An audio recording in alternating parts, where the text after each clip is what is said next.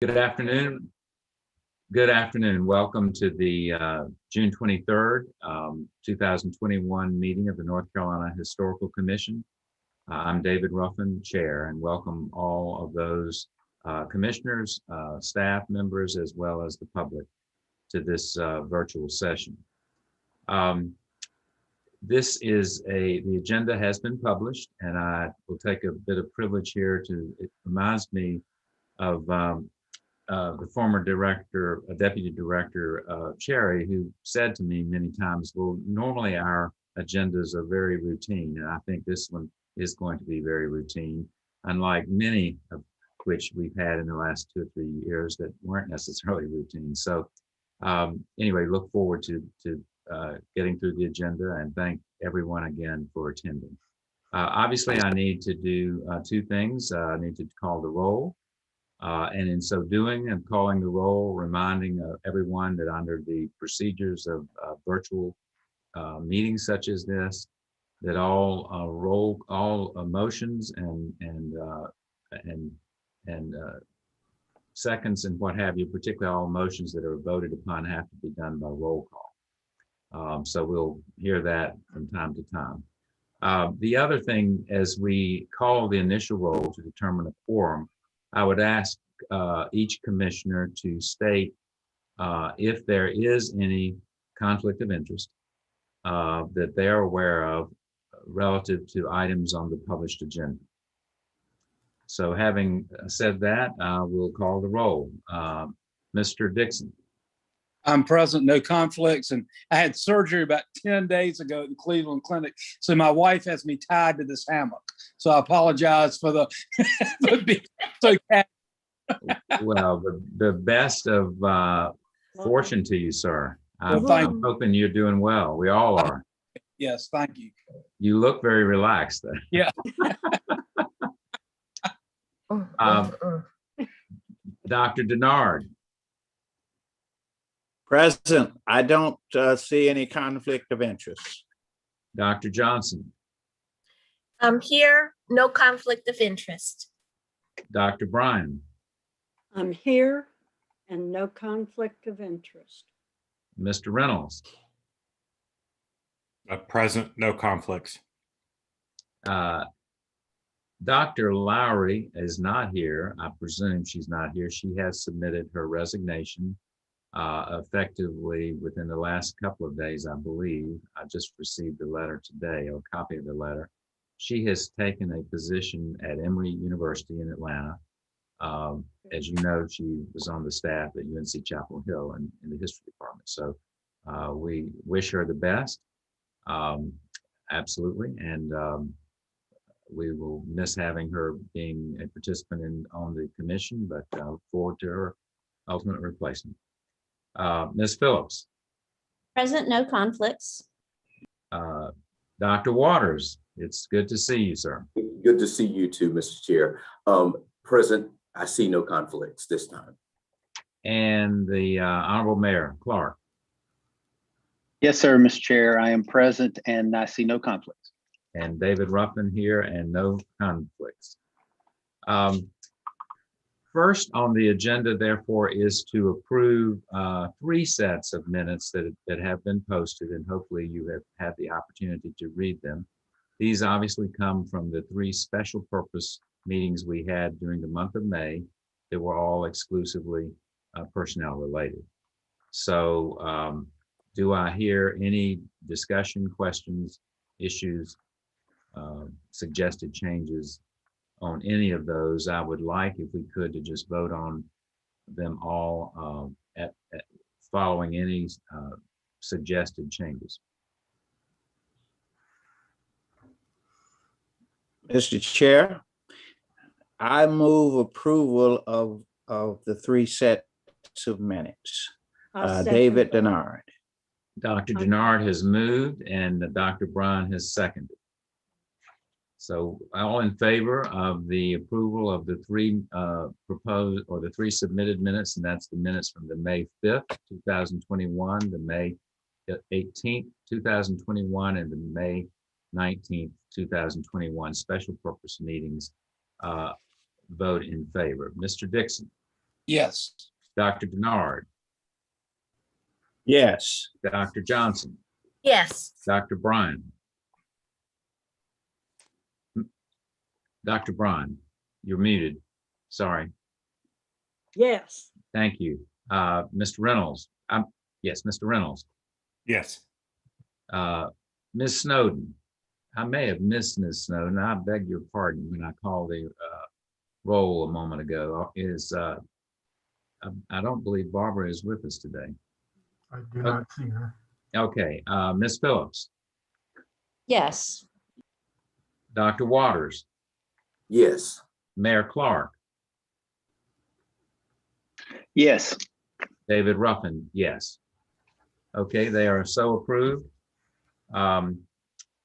Next on the agenda is a request for the placement of a marker at the house in the Horseshoe State Historic Site. And we're pleased and honored, of course, to have Michelle Lanier, who's director of the North Carolina Division of State Historic Sites, make a brief presentation to us on that request.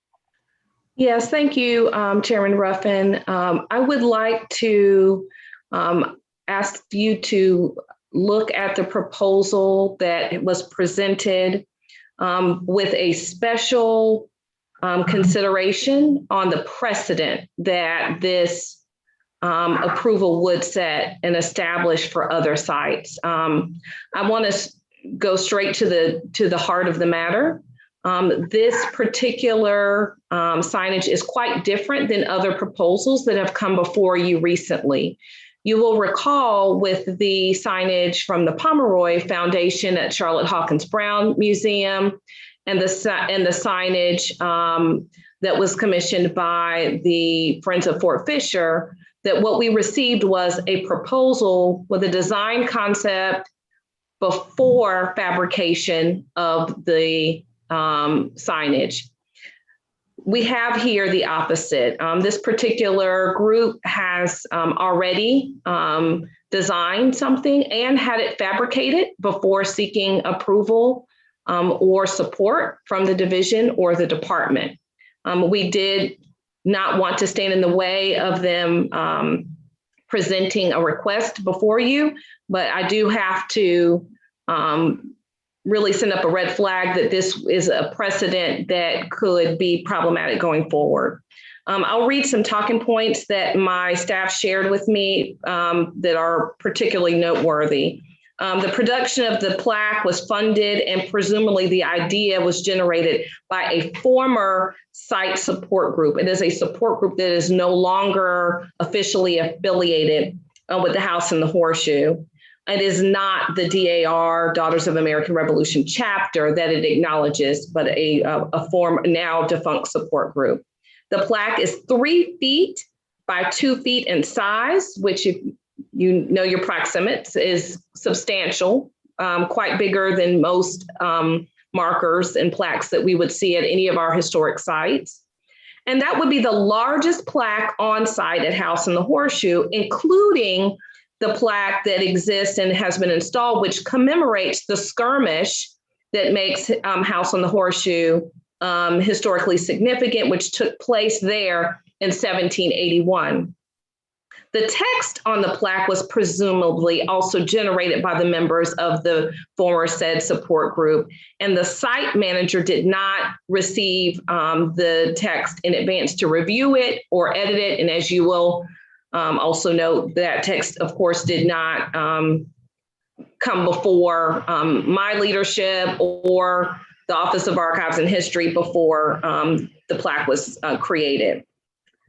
So there is also not a design plan as to how to mount the plaque, nor any designated funds by any group or the site. There is an alternate plan that the staff feel comfortable with, which would be in finding an interior location. There are some barns, there's some outbuildings that potentially could serve as a home for the plaque.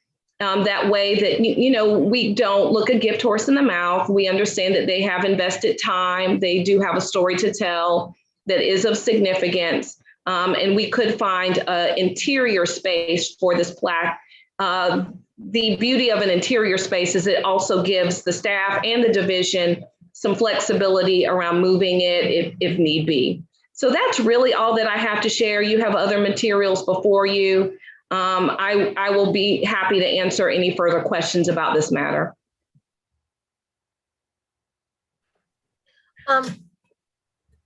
Chair Ruffin, I have a short, an observation, I should say, and it comes with the last slide where there's the proposal of the plaque in two different places. And I would say one of the things to consider is the integrity of the site as it is represented. So I would endorse an idea of putting it in an interior space, because it really doesn't it talks about their renovations and rehabilitative work, but it doesn't really interpret anything about the site itself.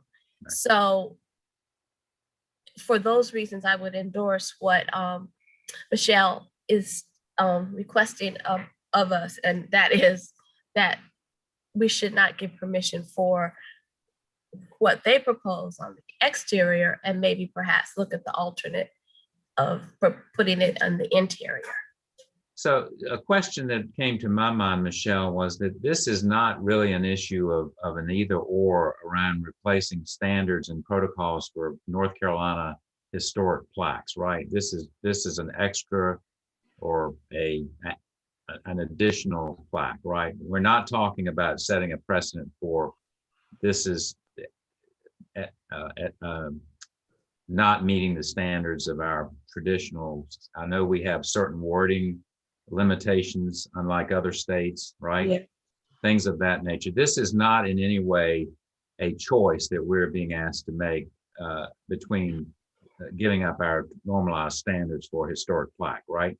Correct, Chairman Ruffin. If you're referring to the Historical Highway Markers Program and the word count that is connected to that program, that is a distinct program that's set aside from these proposals that I've been bringing before you. That is, they are protected under their own policies. And I don't know if Sarah, you would like to speak to that, but that is a distinct category of commemorative signage. Well, is there and before you, maybe you can answer this in addition to that, is this concern a precedent that we would open up for any sponsorship of a historical plaque for things of that nature that we would need to be then making, judgments about or interpretations about or accepting who they come from and what the meaning of all that is? Is that some of the concern of the staff? It is. I think that I could imagine there being some language from the commission that says, to Commissioner Johnson's point, that some guidance around where this might be installed, but also I think a bit of language that says, in the future, it is very important that all concepts, design, language come to this body as it relates to historic sites before, I would say, even fundraising and fabrication. I think to just underline that. But I do know that, Sarah, I don't want to speak because I know that there was maybe a response you had about the highway marker program, and I want to defer to you on that as well. No, I was simply going to amplify that you were correct, that the highway markers do have a limitation on wording due to their size. But I think Michelle is right on. There could possibly be some language about working with this body and with the division prior to fabrication, so that we make sure that everything is where the body wishes it to be before it's presented as a done product. Is there, excuse me, this will be my last question. Is this in effect a request to approve a variance of existing rules and existing protocols, or is it just a sense that we are having to worry about a precedent of receiving plaques that are designed by other parties that I fait don't- accompli, so to speak, and I put them up. Yeah. I don't see this as a request to approve or modify rules. I see that this is, we are in the tradition of bringing before the Historical Commission individual plaques and signage that has historical significance. And I think that, so what you have before you is a request for historical signage. And what I would imagine you would say is, yes, it can be installed, or no, it can't, or yes, it can be installed with these caveats. But I think that almost an important subtext is to remind people of the proper order of how they need to interact with the commission.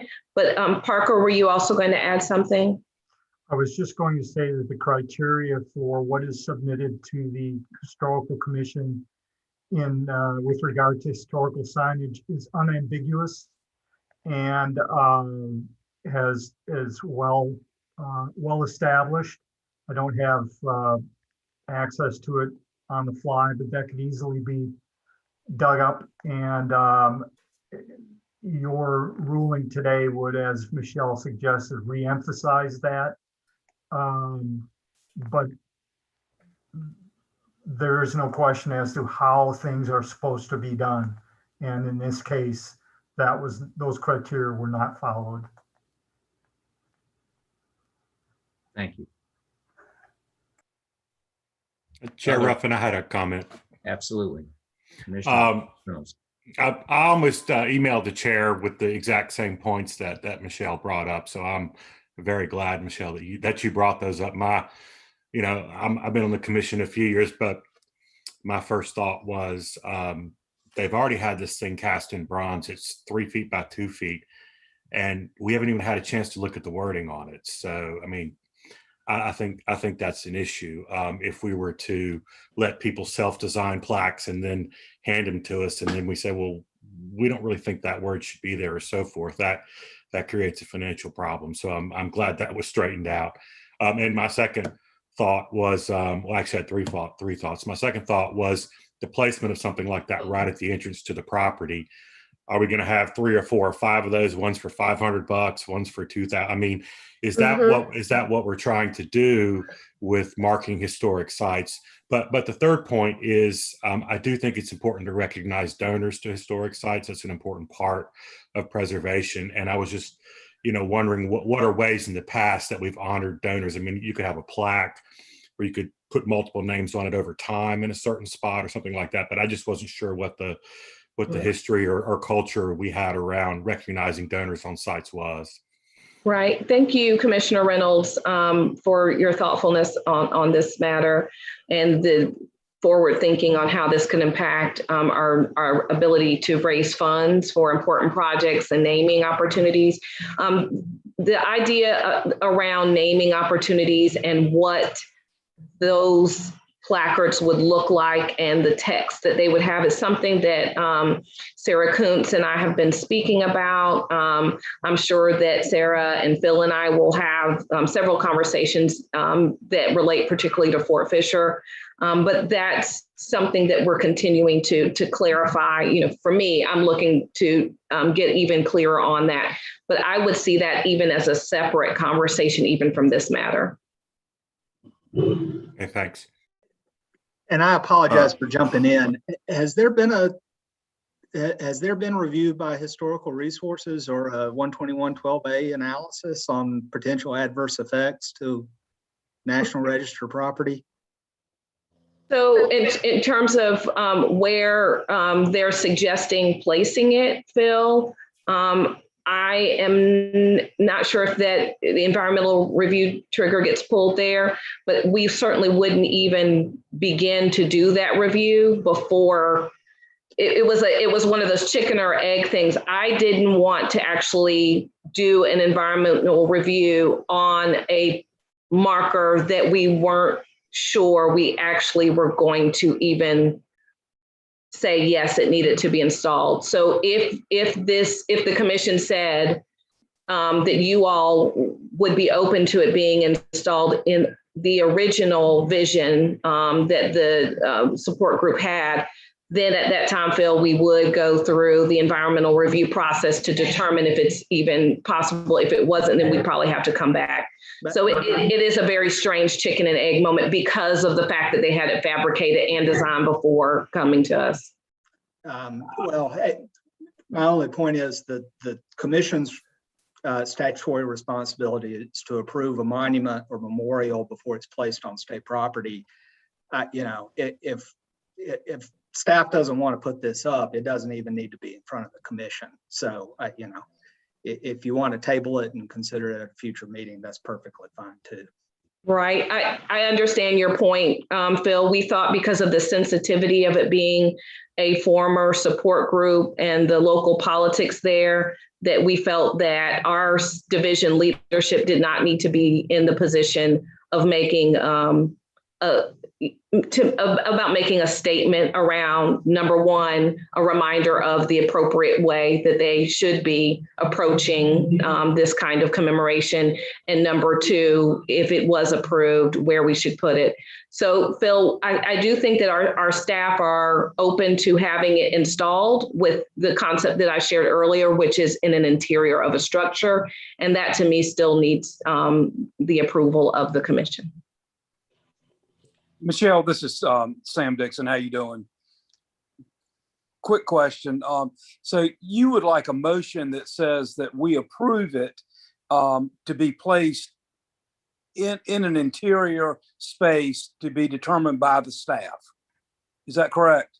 Correct. And potentially also adding with a reminder of how important it is for this site, this organization and all organizations to follow the proper protocols for such projects in the future. Okay, well, I'll put that in the motion. That's perfect. Well, before you put that in a motion, may we continue this discussion? Absolutely. I wanted to make this point that we do not want to do anything that would diminish the integrity of what we do as commissioners. And if we have a process in place, regardless of our dire need for financial supporters, we do not want to go down this slippery slope where it becomes a rule for us where we say, tain't nothing wrong with tainted money, it just tain't enough. If you understand what I'm saying. Now, in this third paragraph in the letter, they say, we are in hope of being able to place this at the house in the Horseshoe, since we were able to donate over $20,000 to the repair of rotting pedestals of the house, repainting the house, provide UV protection in the windows, and small ceiling repairs, minor leaks that had occurred and all of that.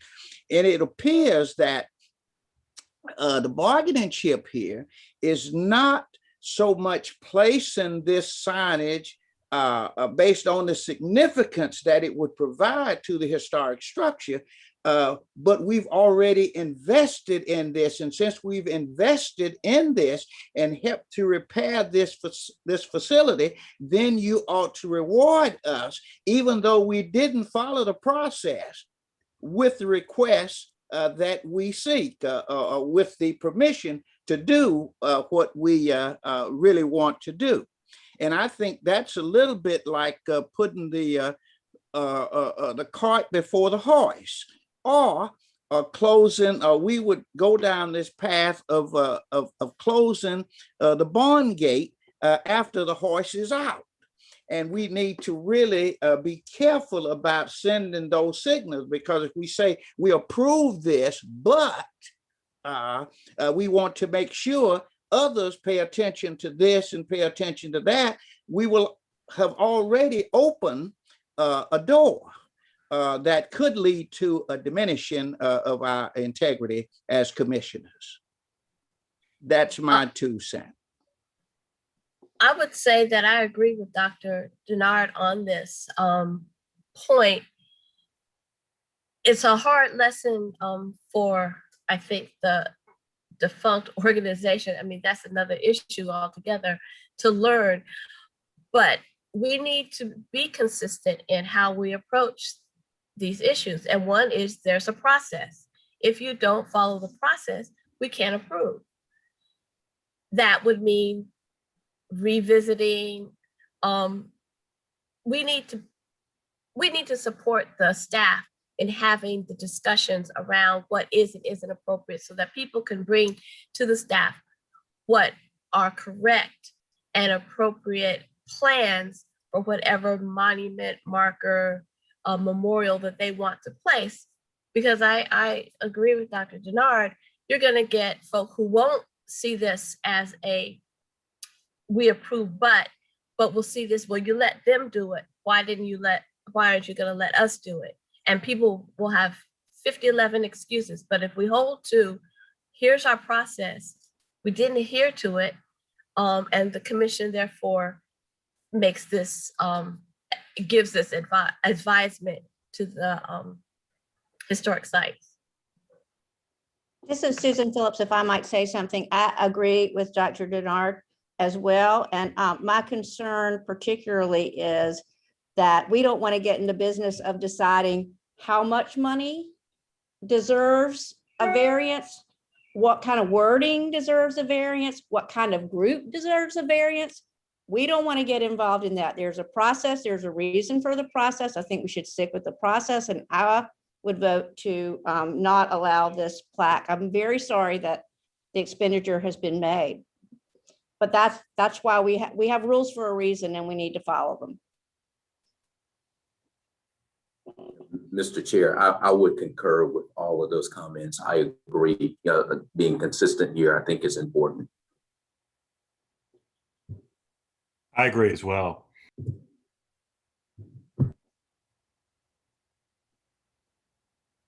Any other comments? I agree as well. And I'm wondering, Michelle, if it's, if the rules about plaques and the size and the wording is readily available to everyone, so that it might be time to tell all of the sites and anyone else under our jurisdiction that there are rules of that kind and that they need to be consulted. It might be time for everyone to have a reminder, but I agree with Dr. Denard. Yes, Commissioner Bryan. In this case, we did share with the parties that we needed to have been communicated with, regardless of the design concept, regardless of the text. Unfortunately, that wasn't listened to. There was, a decision on their part not to cooperate. Well, so we were looking to identify a way to work with them. And we will certainly, whatever this body decides, we will carry that forward to them. And we will also work with Parker to attach the information that Parker referenced as well. Well, Michelle, this is David Ruffin. What you just said was very material to me. So I was under the impression through much of this discussion that this would be a surprise to them, that we would not put this in place somewhere, and therefore it could create a lot of potentially legitimate resentment on their part. But what I'm hearing you say is that they were aware at an earlier stage that they were not meeting the protocols that we had set forward. And I guess the other point is the staff at this point is recommending that we deny their original request to put them in exterior positions or more high profile areas and make it sure it's put in an interior. So in effect, the staff has said we're not going to support already your original request of location, right? Right. So two things. Once we found out about the fabrication after the fact, and my first response to them was, this is not an appropriate way forward. And that was not met with a very positive response, as you can imagine. And there was a lot of anger and a lot of resentment around how much had been invested in the site. And my response was, I hear you and I'm listening. And if you choose to present this matter before, the commission, we can certainly be open to hearing the advisement of the commission and potentially look for alternate ways to accomplish, come to some sort of middle ground. And so that's what brings us to this point. I think that our staff in historic sites would be completely, in lockstep with the commission if you denied this, knowing that there will be backlash for our frontline staff potentially, or if there is the decision to put it in a different place. I think our staff are open and prepared for either decision. Is the question to the other commissioners, and I could not disagree with a single logic that's been put largely by Dr. Denard and seconded by many of you, but is the fact that we would in effect deny their original request for putting it in 2 exterior options and say, as a companion to that, first of all, you didn't adhere, you didn't get us to help approve any aspect of this, but we do recognize the contributions that have been made to enhance and to improve the site itself, and therefore our position with it has to go into an interior location. Is any of that a mitigant to the concerns you all have as a precedent setting? I got one quick thing. I mean, I thought, suppose we say to them, we'll deny the request to put the sign up, but then you can donate it to the site and the site can determine at that point what to do with it.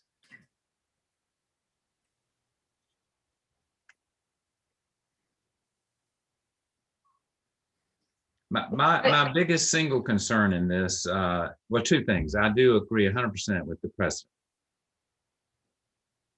But I also am a little bothered by the fact that they do have put good money into helping improve this site and restore the site.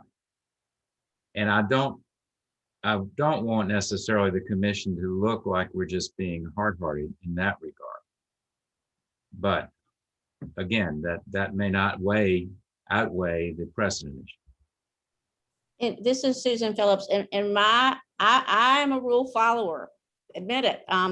But in my opinion, the correct way to handle this would be to deny the request, but to express sincere appreciation for the money that they have invested in the historic property, and to encourage them to say that the commission encourages them to go through the process. And that's already been stated, and upon approval of a different plaque, we would welcome to place it appropriately at the site, but that the process has to be followed first. And Chairman Ruffin, I understand your concerns, but as I look back at the tone of the letters, the way they position themselves is, because we gave all this money, we have the right to determine whatever we want to place on that site. And that is where I'm pushing back, because I don't care if you even gave $1 million. You don't have the right to determine without going through the proper channels where something is. I mean, they're saying, well, we want to put it here and this should go. And if it's not going in that front where the pavers are, you can place it at the foot of the steps. All of this is about giving recognition to their donation as opposed to what the site is really about. And right. That's troublesome for me. Excellent point. So at this, any other comments, or I know Commissioner Yeah. Gibson has a motion on the floor, I believe, but Commissioner Reynolds, it sounds like you wanted to. Yeah, I'll be blunt. It's both where the sign goes and what it says. To approve the sign in another location is to say we accepted the wording and we're just going to put it somewhere else. And I'm very appreciative of donors. I donate myself. A lot of people just do anonymous. There's large plaques with lots of names on them, but it's in big bold letters putting a dollar amount on a plaque. But that's just where I might not approve the wording. Just to be frank, because again, is it 10,000? Is it 20,000? Is it 50,000? Is it $5?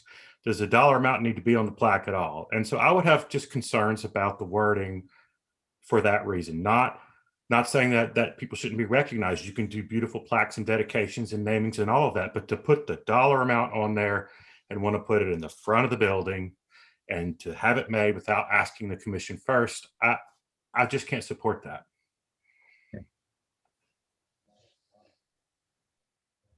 I'll withdraw my motion. Are there other comments, or do I hear a alternative motion? This is Susan Phillips. I move that the request be denied and that the organization be encouraged to follow the proper procedures that we've laid out in order to offer a different plaque for approval and by the state and by this commission. Valerie Ann Johnson here, and I second that motion. Do I hear any other discussion?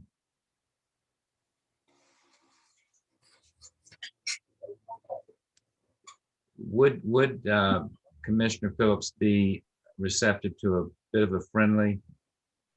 Absolutely. That in addition to everything you just said, that there would be, for what it would be worth, some stated appreciation for the monies that had been expended for the property, so that we don't appear cavalier about that. I should have said that, and thank you for amending my amendment. I think that's very important. We are very appreciative of their contributions, but we're required to follow procedures in order to be fair to everyone that we represent. So I think in that context, I'm comfortable. Yes. Okay. And I second the amended motion.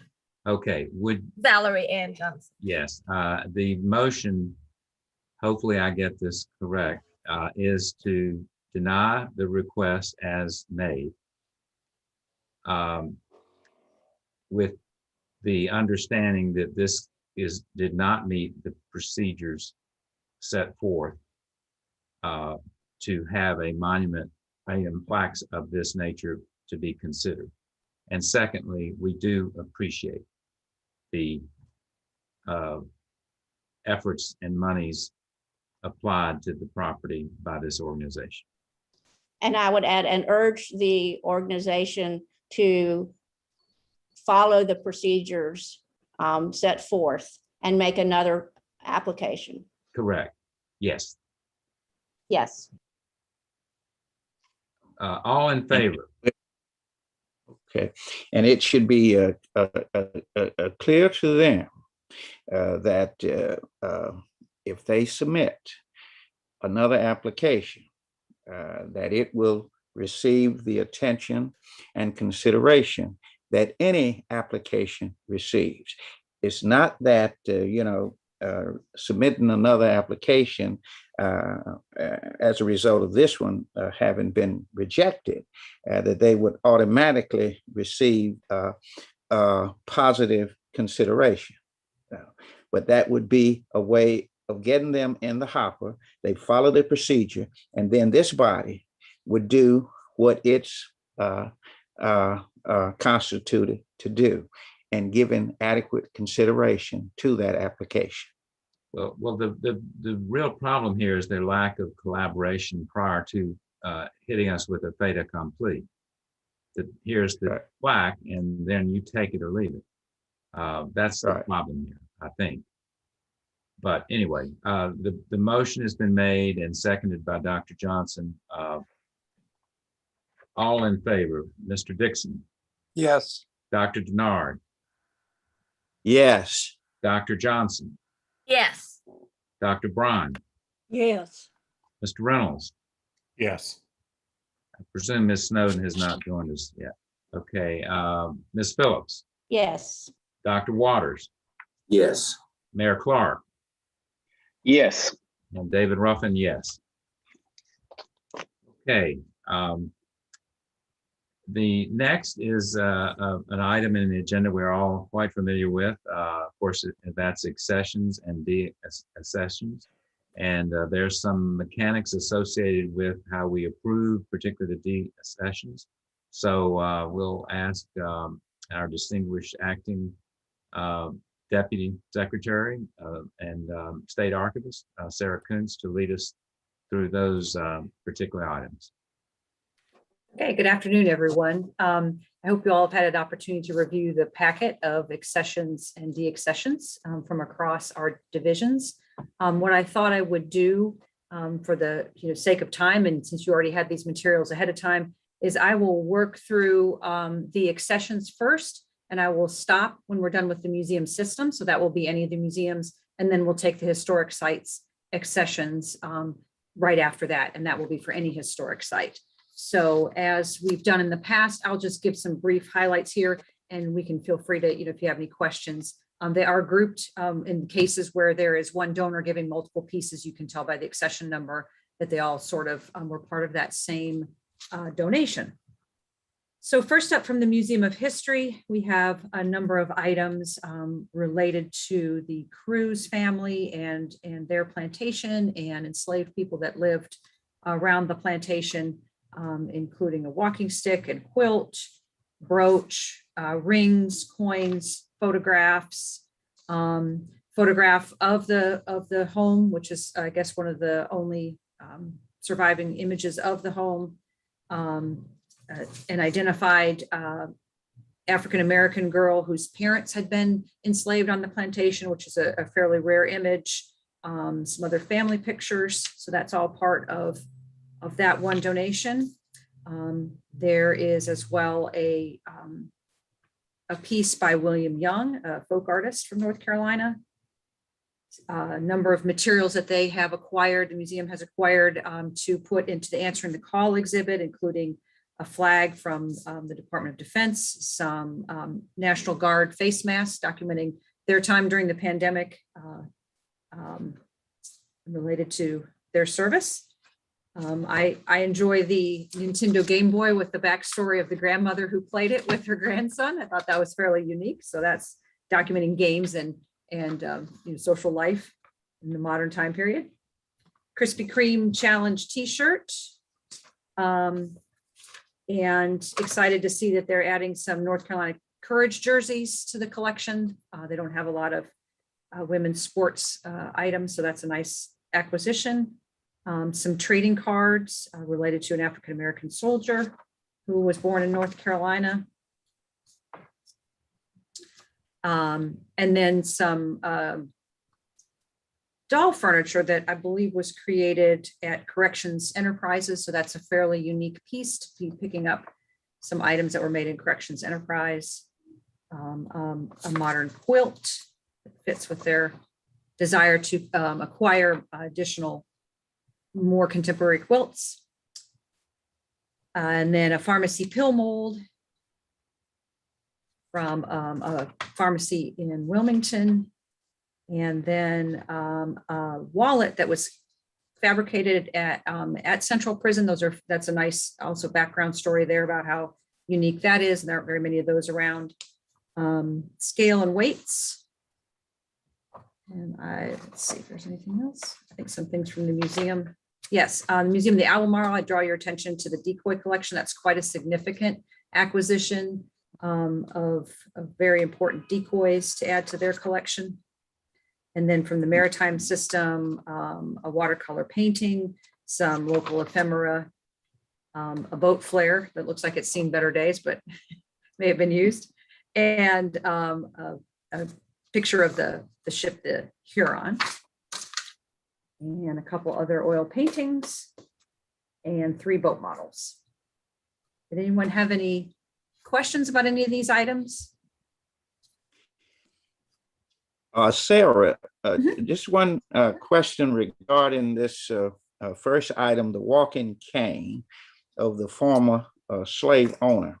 Is this simply a walking cane, or is there some other significance? I have a walking cane that goes back to the pre-Civil War period that has some African etchings on it, you know, sketches. And so, you know, that's its significance as opposed to just being a cane to help one, you know, walk around. So I know we have a lot of items from this this plantation. Is this simply one of the items in this collection without any other significance? I believe the only other historical significance, as you said, outside of being part of this larger collection related to the same place, is that family stories say that it was carved from wood on the site. But as far as I know, Ken did not relay in our acquisitions meeting anything unique about its carving or anything like that. But I think as it relates to the entirety of the collection, and that it was possibly fabricated from wood, a grapevine on the site is the main importance. Yeah. Okay. Okay.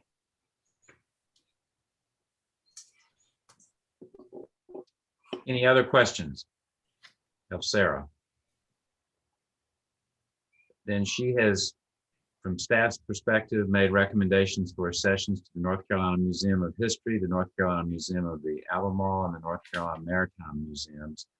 Do I hear a motion? I move approval. David Denard. Dr. Denard has moved approval of the sessions to the 3 museum groups. Do I hear a second? I'll second, Mr. Chair. Dr. Waters has seconded. Any further questions or discussion? Then we'll move to a vote. Mr. Dixon. Yes. Dr. Denard. Yes. Dr. Johnson. Yes. Dr. Bryan. Yes. Mr. Reynolds. Yes. Ms. Phillips. Yes. Dr. Waters. Yes. Mayor Clark. Yes. And David Ruffin, yes. Okay, thank you. So again, continuing with proposed sessions, as Sarah, you had requested that you wanted to talk about the NC State Historic Site proposed sessions separately. And so Yes. You have the floor. Sure, thank you. Those start on page 20 of your packet of accessions. So coming from various historic sites, and I'll remind folks that sometimes things are accessioned if they are items that have been found in collections that they can't trace to a specific accession number. So that's why they might seem like we've had them for a while, but want to make sure that they're accessioned. So that includes a cannonball for Fort Anderson, Brunswick Town, a hand fan for Bath, some napkins for Bath, a pitcher, and a strainer, all for historic Bath. A poster that was found on the site of the state capitol from last year's protests, Justice for All Black Lives. A diploma for Charlotte Hawkins Brown, a lighter for Duke Homestead, a historic print for Bath, a mug for Bath, and a bowl. And then there's a number of items from the Transportation Museum, including some pins, a map, a type of caboose lamp, some cloth items for the Transportation Museum, some photographs, got some brochures, timetables, some posters, postcards, a couple of plates for the Transportation Museum, and then some photographs. And again, those are all kind of provided with some background about their importance to the collections, but I'm happy to answer any questions. And I know that Elizabeth is here as well, so she could provide more detail if you need it on any of them. All right, thank you. Any questions? Requests for clarifications from the proposed staff accessions to North Carolina Historic Sites? Do I hear a motion? This is Susan Phillips. I move to approve. Commissioner Phillips has moved approval of the accessions to the North Carolina Historic Sites as recommended by staff. Do I hear a second? Second, Sam Dixon. Mr. Dixon has seconded. All in favor, please indicate as such. Mr. Dixon, Yes. Dr. Denard, Yes. Dr. Johnson, Yes. Dr. Bryan,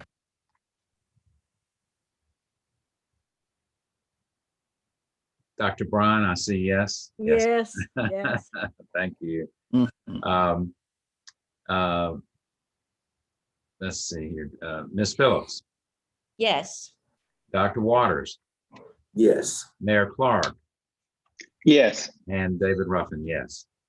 And Mr. Reynolds says yes too. Okay, thank you, sir. I apologize if I didn't actually give you time to say that in electronically, Noah. Okay, so as you all know, the in the DIA sessions, we have to, and Phil, I may need your distinct legal interpretation on this. There is a reason for the method of the DIA sessions, I believe, as I understand, has to be also approved separately. Is that correct?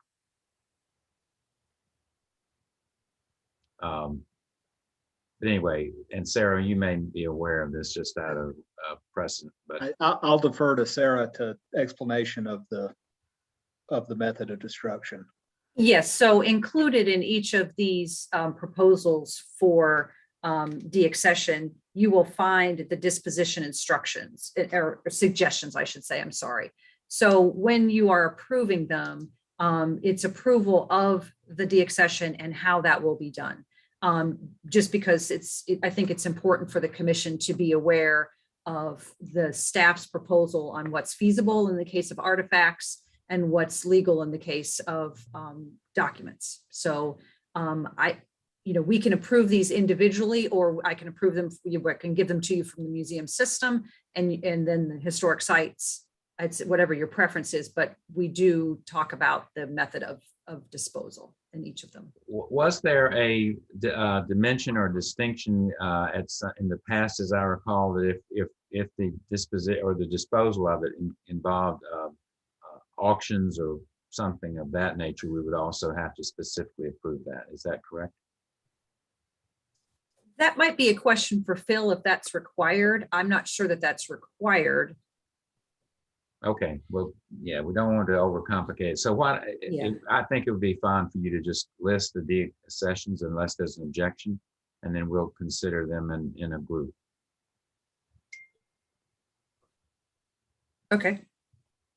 All right, so first for the museum system, and I'll probably go over these in a little bit more detail because again, deaccessions are, a final removal.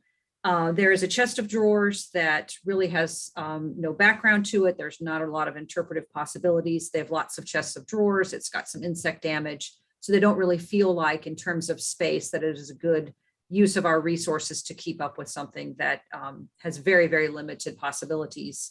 So the suggested disposition there is to auction that off. It's in good enough shape that it can be auctioned. So that's the first one. The second one is an English export desk. There's a number of pictures associated with that one. Again, that does not have a lot of provenance with it, very limited interpretation. In addition to that, it is missing major components and would require a great deal of conservation work for it. So with limited possibilities for exhibition and needing a huge investment to make it what it needs to be for exhibition.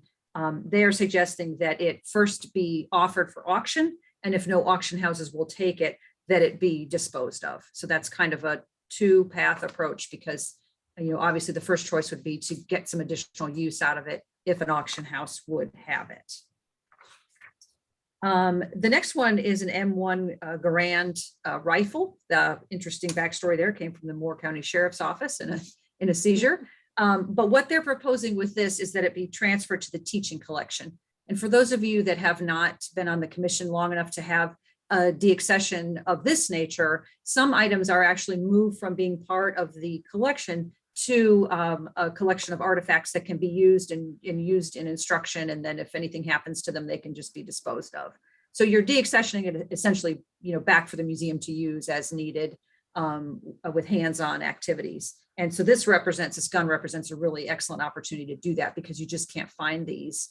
And this is a great opportunity to move this one to a teaching collection. So that's the story of the gun.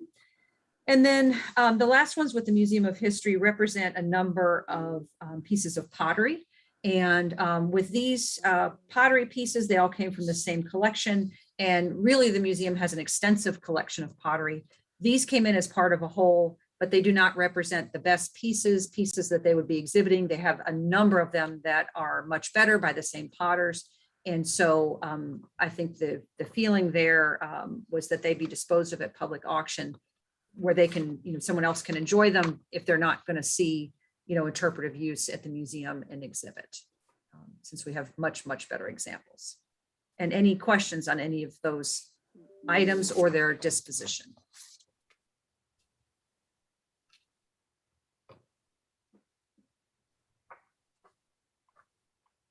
Sarah, are all of these, well, no, I beg your pardon. These are strictly from the Museum of History, right? Correct. Okay. Oh, I'm sorry. You know what? You're right.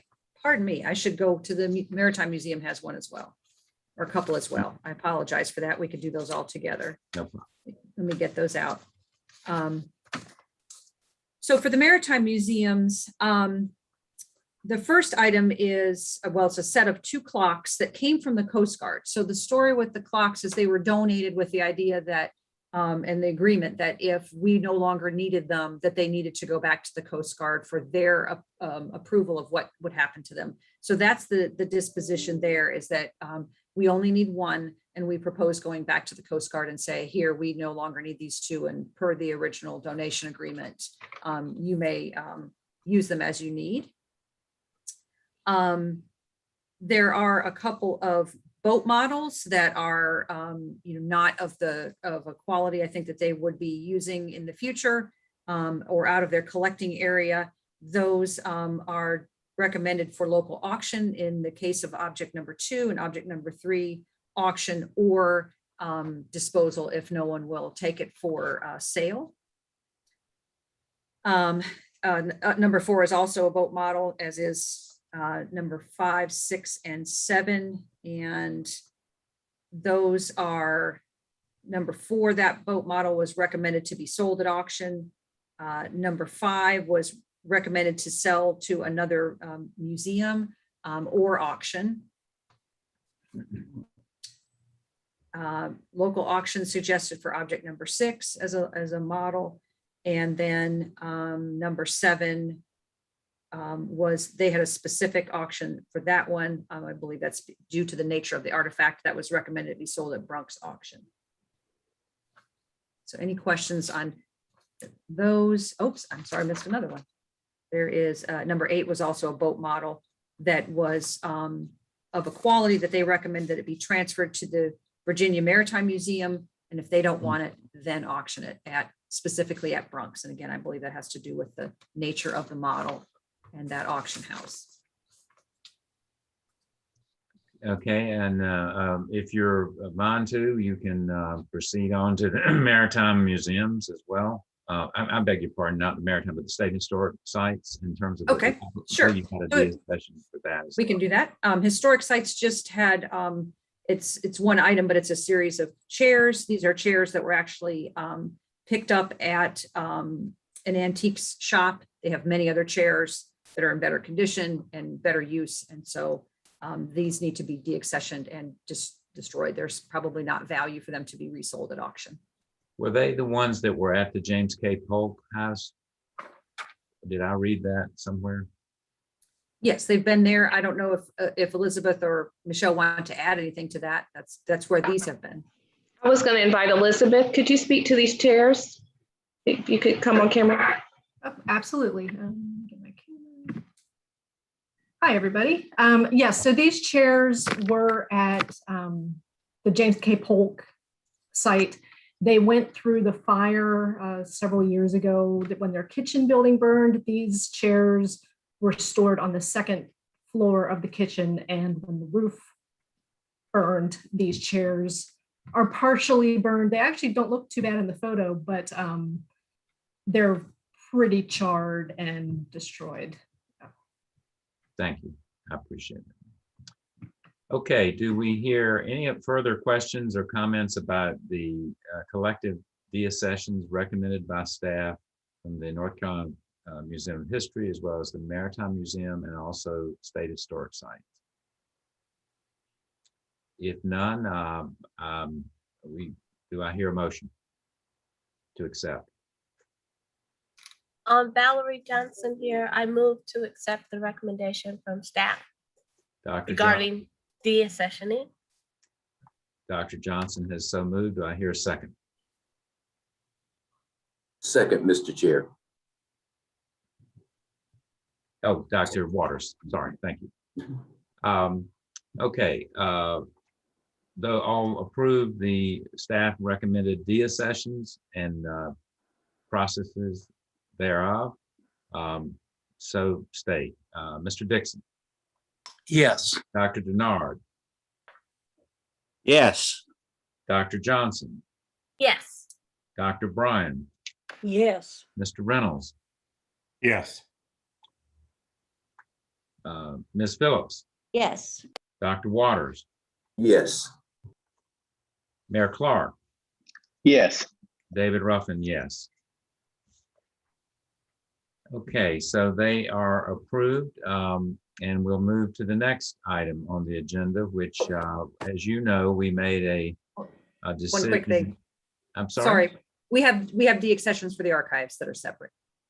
Oh, I Yes, beg we your do. pardon. I beg your pardon. Please excuse me. Sorry. No, that's okay. I know my staff is looking for some room, so they'll be happy for some deaccessions. Okay, so for the commission members, I know archives deaccessions can be a little bit more complicated than artifacts. And I know not all of you have been on the commission for a number of years, so I'll just give you a little bit of backstory on these items, and I'm going to group them together by how we propose that they be destroyed. And with a kind of reminder that the archives has a number of ways that we have custody of materials. We have items in our collection that are in our permanent custody. So we have physical and legal control over those. We also have a number of materials, mostly in microfilm form, that are in our physical custody, but not our legal custody. So sometimes deaccession is a matter of transferring something on paper. We will still keep it on the shelf, but what that means is the legal custody will go back to the creating agency for them to control access. And this happens a lot for records that have a lot of complications with how they're accessed. I'll use a good example would be, some of you that have been around a while may recall that we deaccessioned some building blueprints back to the Department of Administration and State Construction Office. It's appropriate for them to control access to those materials, not the archives, but we will physically hold them for them. So there's a variety of ways that we can dispose of them. So with that kind of backstory, I will group these together by how we are suggesting that they be deaccessioned. And sometimes things get accessioned when really it's a matter of we should have just kept them in our physical custody and not our legal custody. And so we're kind of returning that to where it should be. So the first three series, what we are recommending for them is that they be deaccessioned from our legal custody, but they will remain in our physical custody because they are permanently valuable records. And that includes some series of student record files from the School of the Arts. There's actually 2 of those. And then from the Department of the State Treasurer, a law enforcement card file that, again, they should be the one to access those, but we will be happy to store them in our facilities. So that's the first 3 items in the grouping that I sent you. Then we have a series of items that we recommend that they be transferred back to the agency, both physically and legally. And they can either destroy them per schedule, or maybe they're eligible for destruction now. Either way, we're saying we're sending these back to you. You may have them. And that includes some UNC transcripts, a few reels of those. Again, those are permanent records, but it's appropriate for them, this UNC school, to access them themselves. So those will go back to their custody.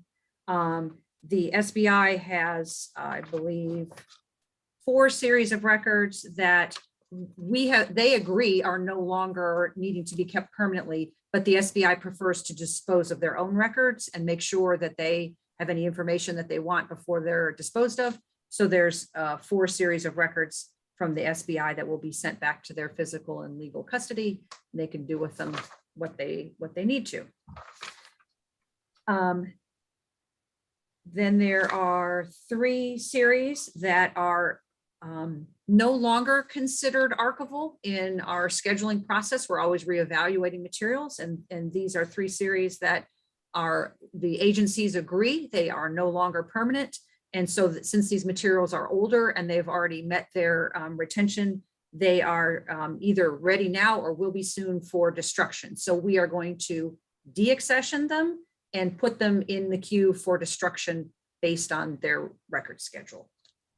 And that would be 2 items from the Department of the State Treasurer from their retirement system payroll, and then a microfiche series from them about annuities. And then those were all microfilm as well. So then we have some paper series. We've got 3 series that are paper-based. They are not considered archival. They either never were and shouldn't have been accessioned, or they no longer are archival, and the creating agency agrees to that, and they are eligible for destruction. So we are proposing that they be deaccessioned and destroyed. And that would be some materials from the Commissioner of Banks. And I would draw your attention to that one. I wanted to make sure in the material that you noted that the title of that file is not the contents. Sometimes we get that with agencies. They give us a title for a type of record and it makes it sound like it's really exciting, and we get into the record and it's not what they say it is. So this is one that's really more like a kind of a regular report that is not necessary to be kept. A series from the Administrative Office of the Courts, and that are it's just some court service correspondence, which is very routine correspondence. And then some old state capitol guest registers that just really don't even have anything other than someone signed their name that they walked in the door. It doesn't say if they met with the governor. It doesn't give you any background information. And so we don't normally keep those. So those we're recommending that they be destroyed. And then there is one other series from the Administrative Office of the Courts that's paper-based that in discussing this with them, they would like them to be physically returned to their custody and their legal control. So we will deaccession those and give them back to the courts. So I know that's not always very exciting materials, but it's worth the detail in archives, because we do pay very close attention to who has legal control to access records, because we do in many cases have that physical control of them, but we don't provide access for patrons. Sarah, I don't want the words in your mouth, but I did hear you say in some other circumstances around the deaccession of these items that the prior governing agency had agreed that these were not archivable or whatever. I'm intrigued a little bit about the Commissioner of Banks. For example, a record of failed financial institutions.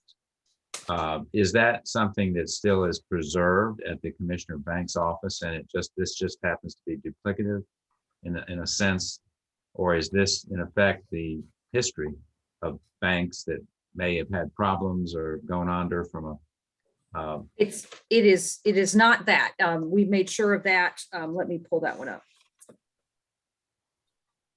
So what this actually was when we got into the records and worked with them is it's an annual examiner record and CPA reports that are basically eligible for destruction per the record schedule that they agree to. So this is not the actual report on failed banks. That is kept in another place, as you're saying. It's not this series. Yeah, I would hope that that record would not be destroyed because I know that's a narrow interest, but there is some legitimate need for a historical record about, if you go back to the Depression, people who had a lot of their money was lost in failed banks. And my point, I would hope we wouldn't just throw all that away. But what you're saying is this: yes, if this is a bunch of annual reports for financial institutions that get published by the thousands each year, there are probably records somewhere else for that. Correct. And if you look in more detail at the memo specifically about that one, there's two things to note. We list 3 other states where they have a similar retention for these materials, and the 3 other items where information on failed banks is actually kept in permanent series. And to your point, yes, we will never bring before the Historical Commission any deaccession requests that the agency is not fully in support of. So that's all part of the background work before it gets to you. Almost a redundancy around the value of it being destroyed inadvertently. Okay, good. Dr. Johnson here. I do have, it's a kind of quirky comment or observation. I know the guest register from the state capitol doesn't tell us much about anything except that the person existed. And that is kind of, I don't know where you would put it, but it does give documentation about that person. Like if you were to go through that record, you may find something out about Noah Reynolds was at the Capitol on this particular day, at this particular time, which could, if that person is a part of someone's research, is of interest. I don't know what you do with something like a guest register that doesn't have much other than documenting a person was in a place at a time. But I do want to say that does have some historical interest, and maybe it's those of us who are kind of geeky academics that like all of this little ephemera, because it documents that a person was in a place, and that often becomes a important part of doing research. So I don't know if there's another place it could go. I'm not sure, but I'm just thinking, like, going back to records 100 years ago, it would be really interesting to know something about, it tells us something about movement, that person's movement. So. And Valerie, if I could chime in since you called me out, it was Governor Holtzhauser, and I noticed that as well. And I was curious, it was only one of the 4 years. And I guess my question was, if we had all 4 years, would it be more important, or what happened to the other 3? And I believe that people actually signed themselves. So they're actually autographs, not just somebody typing it in. So I guess we think alike, Valerie, but I thought the same thing. And I just think it's kind of cool. So the other 3 were actually deaccessioned by the Historical Commission in 1993, if you read the report in detail. So I hate to say this, but in the world of archival appraisal and working with the governor's office over a number of years, I had the same questions for our staff, that there really isn't a lot of value, and there has been no reference on them that anyone goes back and looks, because they really are just kind of abstract. I think there's a preference for who might have gone to see the governor or things like that. We don't typically keep registers of people going into a historic building. So it's a little bit, I think it would be analogous to a register in another historic site, because remember, this is also a historic site. It doesn't mean that they did anything other than walk into the Capitol. So in the grand scheme of history, that's not something that we have retained generally. But the deaccessions, in your authority, we're just recommending. So is it correct that I am hearing some concern about not deaccessioning this particular record? Concern raised by Dr. Johnson and Noah Reynolds.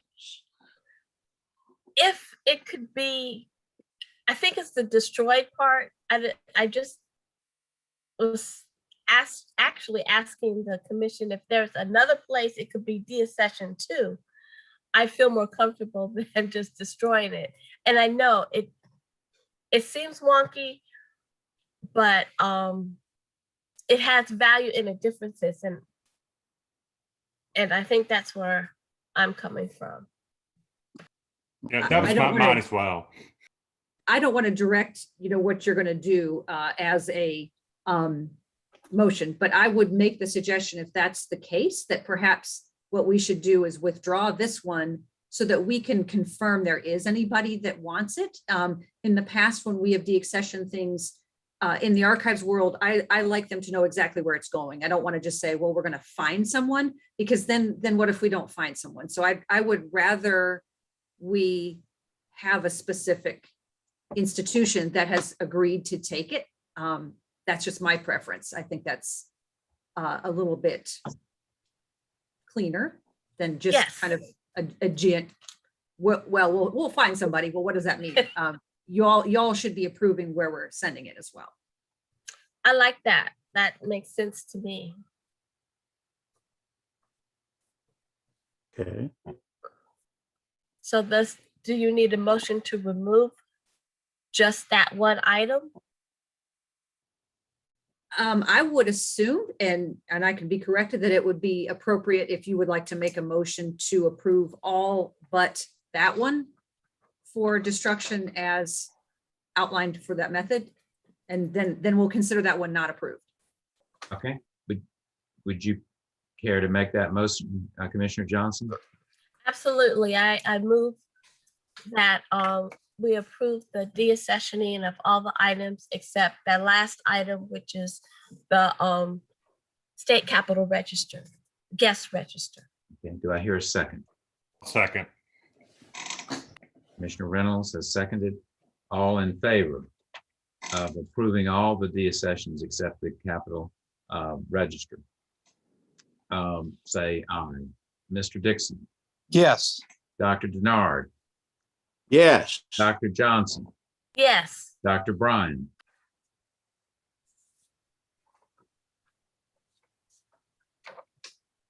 Yes. Ms. Reynolds, Mr. Reynolds, excuse me. I love it. Mr. Reynolds says yes. I'm gonna get a hard phone call from Noah after this. I've played him throughout the roll calls today. Yes. Okay. Ms. Phillips, Yes. Dr. Waters, Yes. Mayor Clark, Yes. David Ruffin, yes. Okay. Thank you so much, Sarah. So, as you know, we had agreed to look to division reports on a semi-annual basis rather than on a quarterly basis. But the kind of the glaring omission last time was the report from the North Carolina African American Heritage Commission. So I think there was consensus on the commission that we hear from the director, Angela Thorpe, with a report from that commission. And Angela, I believe you are here. I almost made you chair, and I shouldn't do that because I know the chair is sitting with our commission. So I almost gave you a promotion there. But anyway, thank you so much, Angela. I always enjoy hearing from you. Look forward to your report today. Absolutely. Greetings, everyone.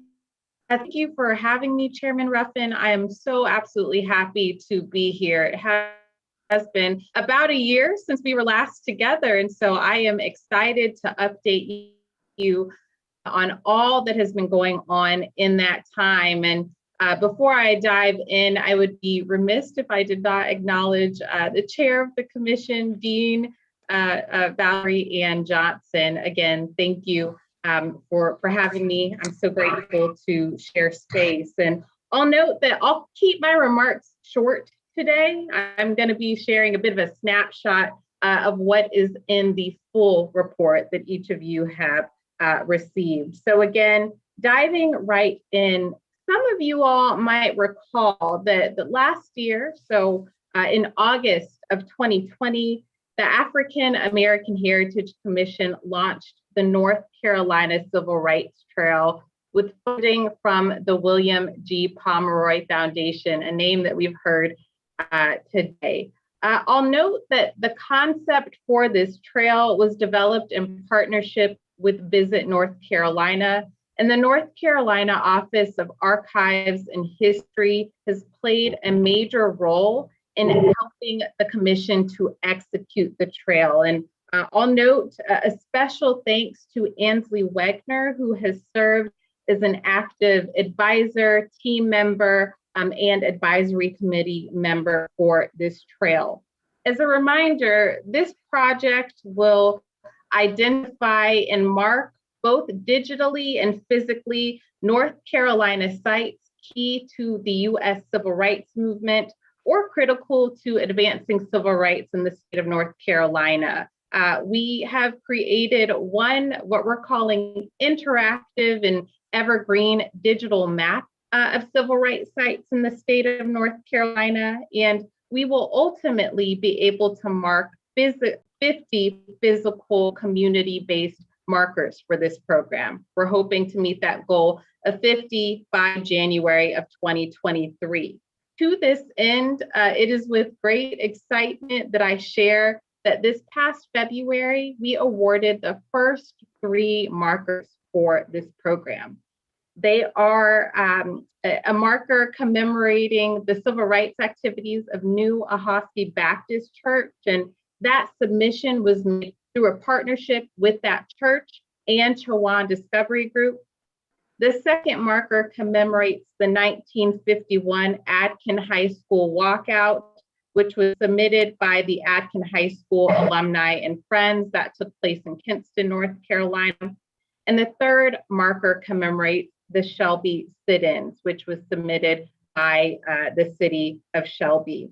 Note that we are in our second period of applications, and so we are accepting applications until October of this year. And we're working really diligently to amplify this current application period. And as sort of a creative turn, we are providing a number of resources to support our constituents in applying to this program, including webinars, office hours where people can have one-on-one sessions with staff around how to put your application together. And finally, application workshops where people can gather in a virtual group, and we will support constituents on putting their applications together as a collective.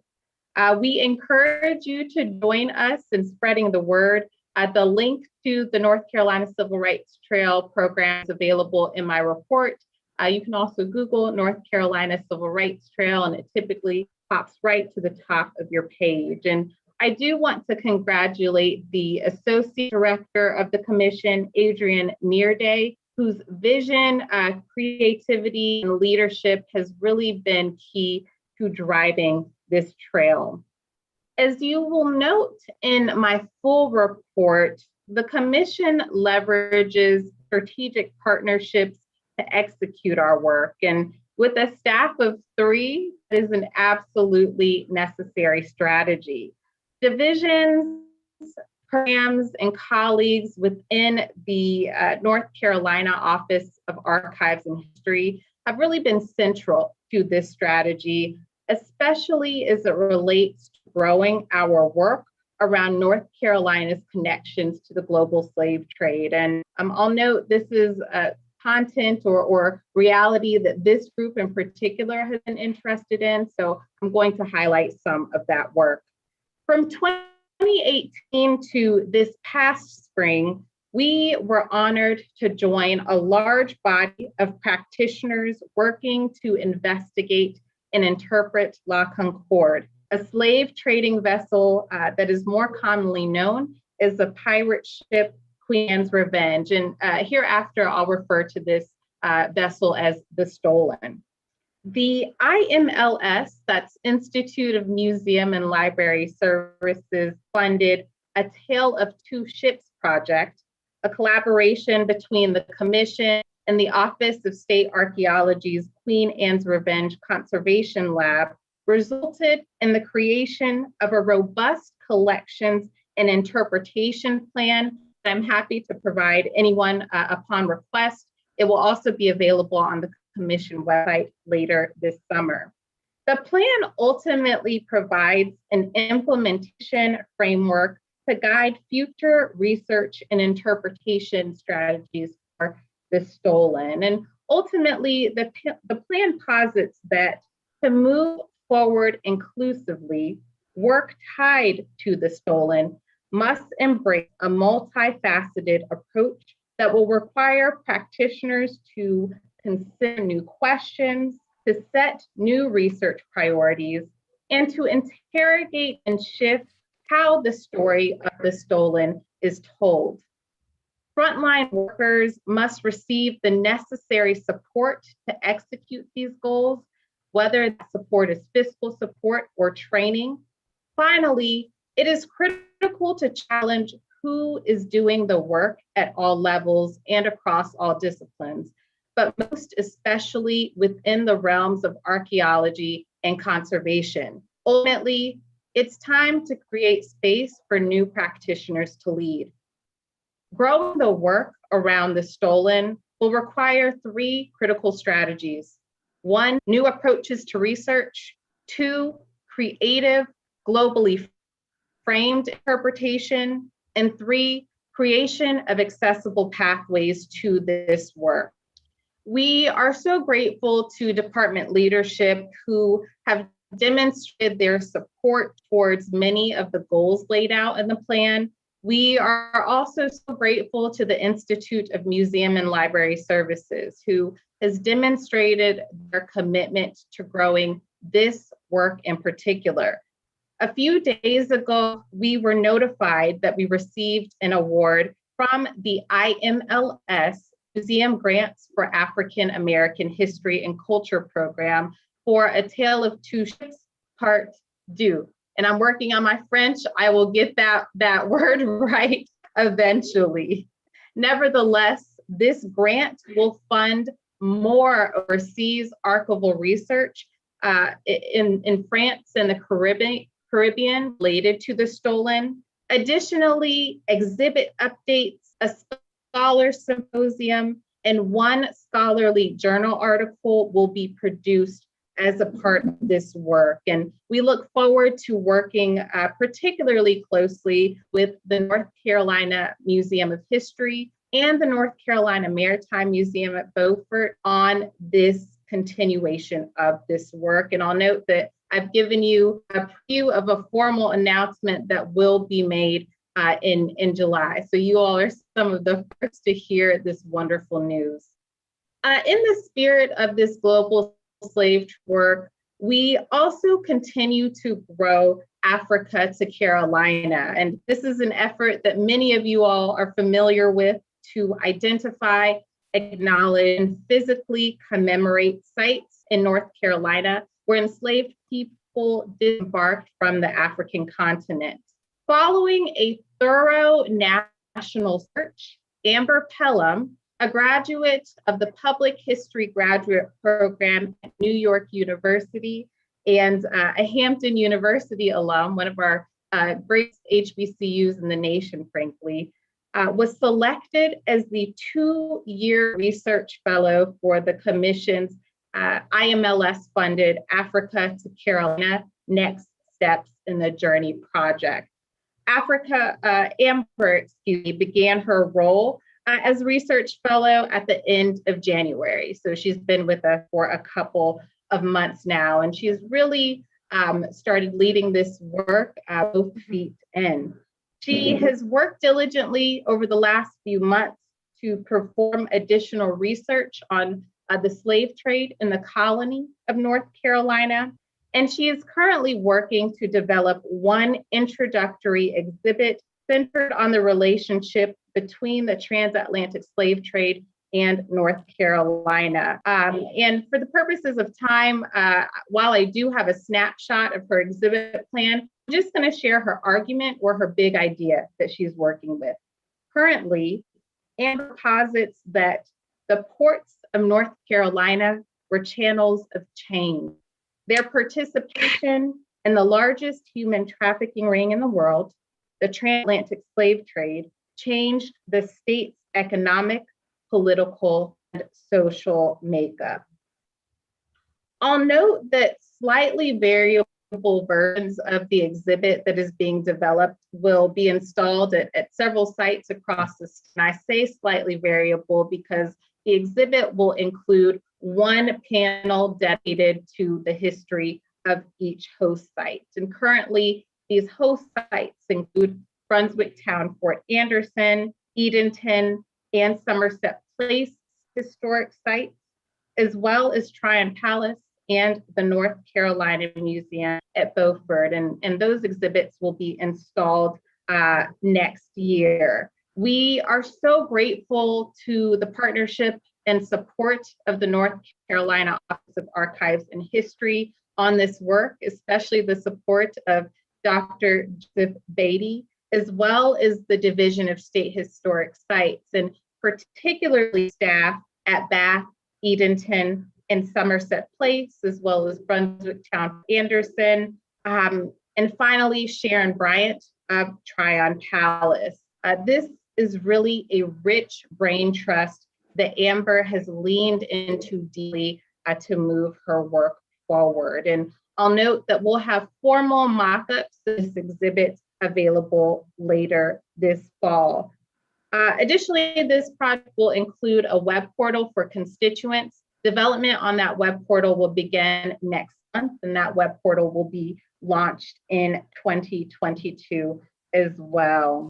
Again, it is truly my great joy to work with colleagues from across the Office of Archives and History. And I'll note that this work allows the Commission to fulfill its mission, especially by working across disciplines. This allows the Commission to offer valuable resources to our constituents, whether those resources are markers or exhibits or web portals or even educational resources. So this is how I will close by highlighting one of my favorite collaborations of the last year. Through funding from the National Park Service, National Underground Railroad Network Freedom Program, and the Association for the African American Life and History, the Commission worked in partnership with Edenton State Historic Site and Carolina K-12, which is a program out of UNC Chapel Hill, to develop robust curriculum package centered on freedom seeking in North Carolina. We were also able to offer educators stipends and continuing education unit to participate in an educator workshop that really equipped them with the tools and skills and language they needed to apply this curriculum to their classroom. The workshop was rich, it was moving, it was informational. And ultimately, it was wonderful to see how resources developed out of this department can take shape when placed in the hands of constituents, including those constituents who are educators and who are responsible for educating the youngest among us in the state.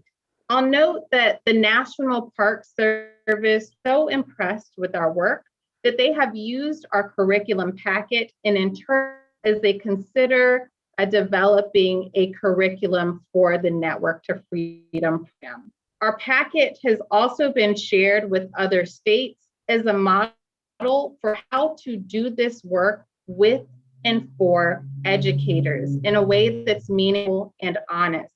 I'll note that part of the Park Service's excitement was the interdisciplinary nature of this work, and particularly that of the educator workshop. I'll note that the vision of the Commission's Arts and Outreach Coordinator was realized as a part of this work.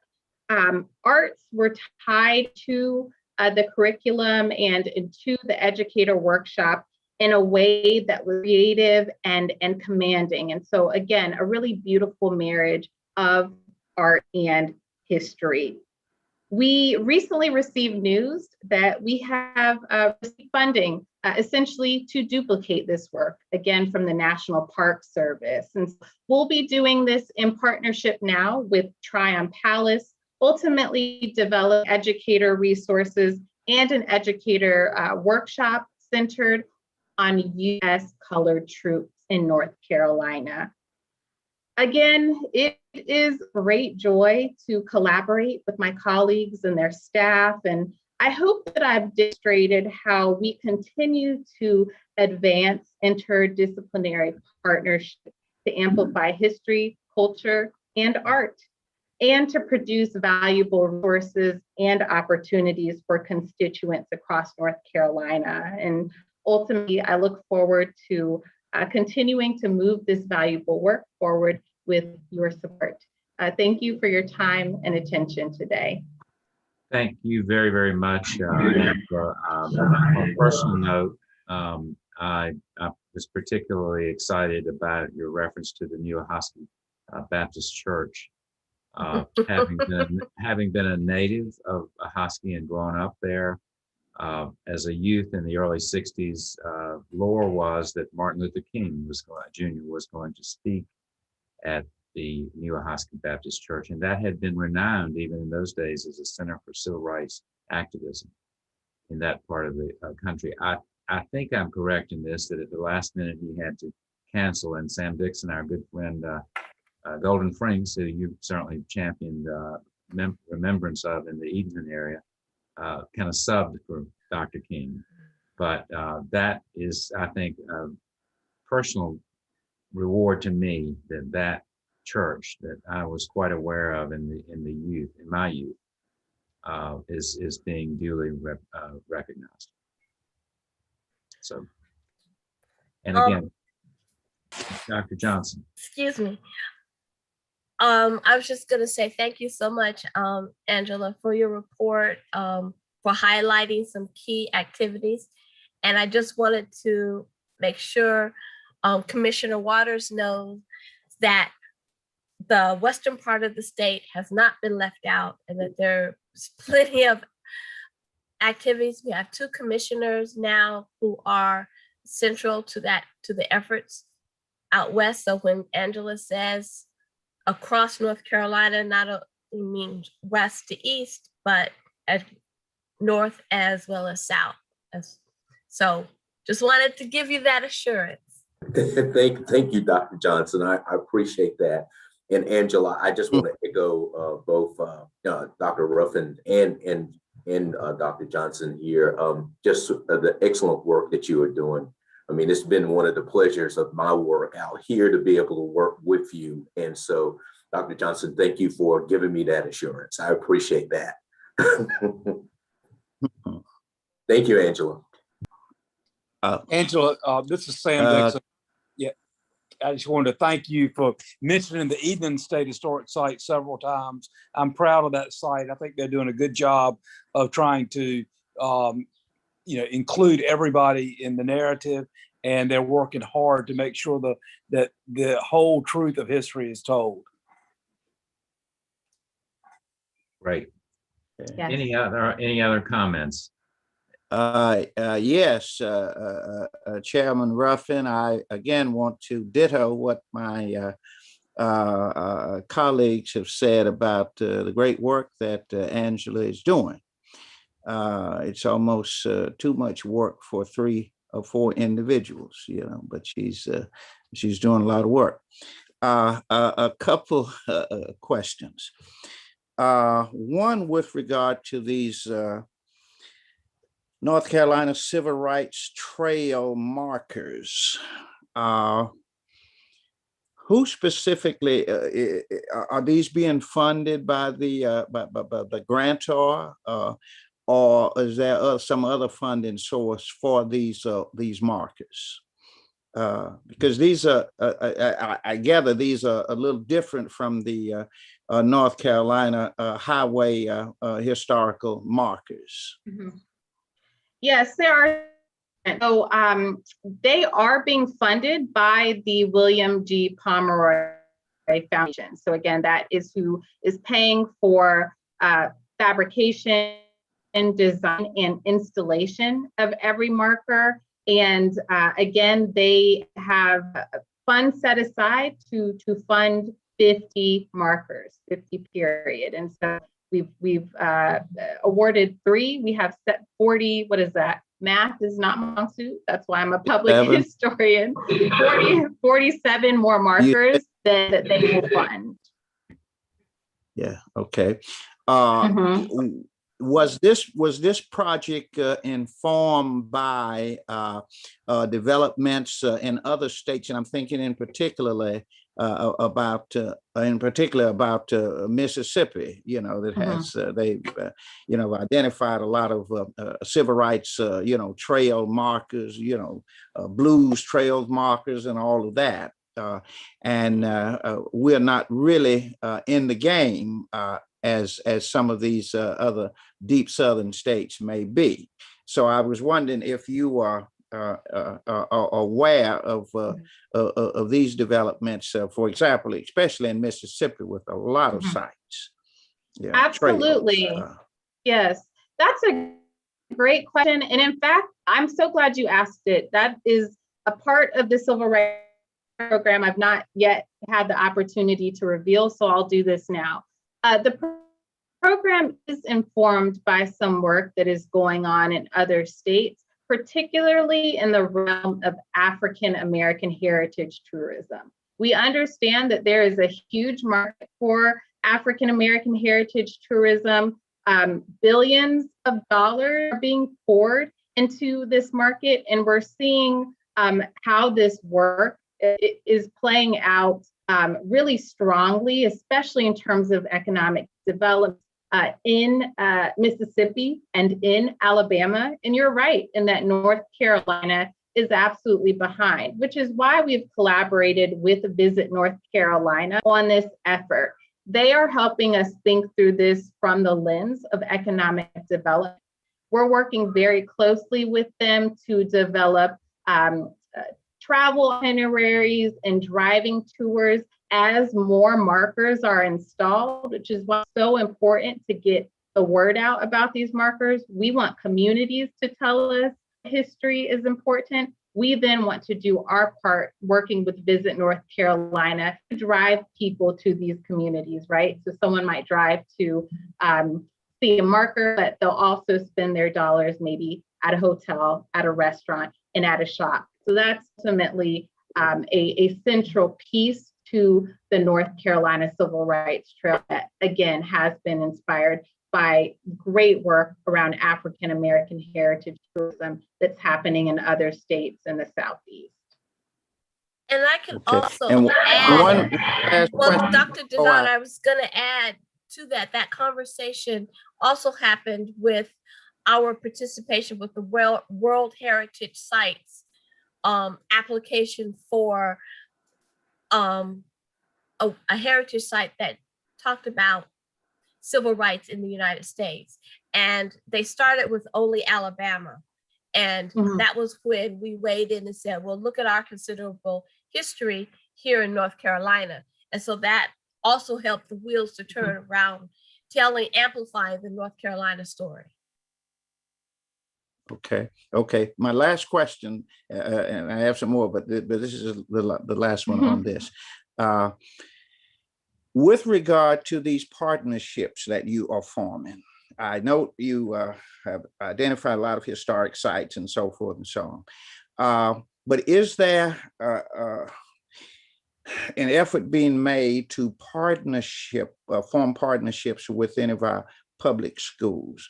Because it appears that, if we do not reach, we're not going to reach the generation that has this obligation, to write its own history and to carry forth, some of the work that we are doing.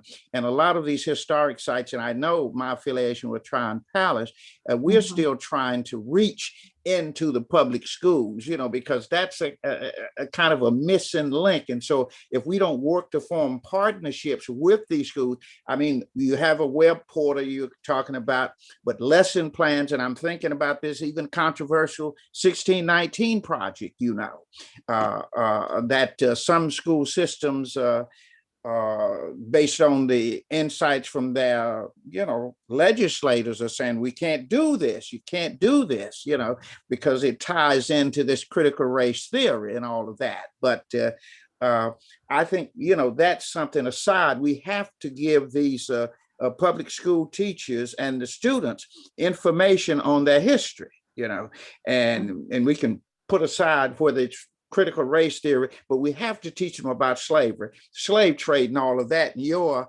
idea from Africa to Carolina, I don't know how, teachers in the public schools, can teach Carolina history or American history without dealing critically with, Africa to Carolina. So that was my concern on that point. Yeah, and I think that is a valid concern. So, one can answer that is part of how we reach into schools is by partnering with organizations and institutions that have relationships with schools. For example, Carolina K-12. Our work with them was really critical because we have relationships with superintendents, principals, vice principals all over our state, which is why that educator workshop that I talked to you about truly was representative of educators from all over the state, from east to west. How our commission could do a better job at forming its own partnerships. Something that I'm hopeful for is that we can get a staff position dedicated to exactly what you're talking about. And in the governor's budget, it has been recommended that an education and interpretation specialist is established for the commission to do exactly what you are talking about. To, again, reach into schools to strengthen and formalize those relationships and to make sure that each of our initiatives has an education component tied to schools across North Carolina. So we do what we can now, but I'm hopeful that we can do even more if we get the human resources support that we absolutely need to really dedicate moving that work forward. Okay. Thank you very much. Absolutely. Okay, is there any other comments or questions of Angela Thorpe? Well, again, we thank you so very much, Angela, for your quality and breadth of the work. Yes. Thank you so much. Okay, the next to the last item on our agenda today is a report from the acting deputy secretary, Sarah Kuntz again. Delighted to turn it over to you again. Thank you. So what I had provided to Parker in advance of this meeting was less of a narrative report and more about some items just that are background. So I thought you'd have the opportunity to look at those. So I didn't have to go over them in grand detail, but I'm happy to answer any questions. But these are some of the things that have been happening around the department and the state, and I thought they would be important to highlight briefly to you today. So I'll just give you some overviews from the document that was shared. So when I crafted the list, we were only at the budget process point where the governor's recommended budget was known. Just since this week, we have the Senate budget has come out, and there are some definite differences between what was on the document that I sent you and the Senate's budget. I can certainly give some highlights there with the caveat that this is just the first step in the process. We haven't heard from the House. They haven't done any conference committee. So there's many things to go, but at least from the Senate's perspective, there's some differences with the governor's budget, but we certainly will be advocating for the highlights for the Office of Archives and History that the governor had included, because they were some very strong ones that we had recommended. So looking at that list that included the governor's priorities, some good and some bad things, some things that were eliminated completely from the list, and some other things that made it in a smaller amount.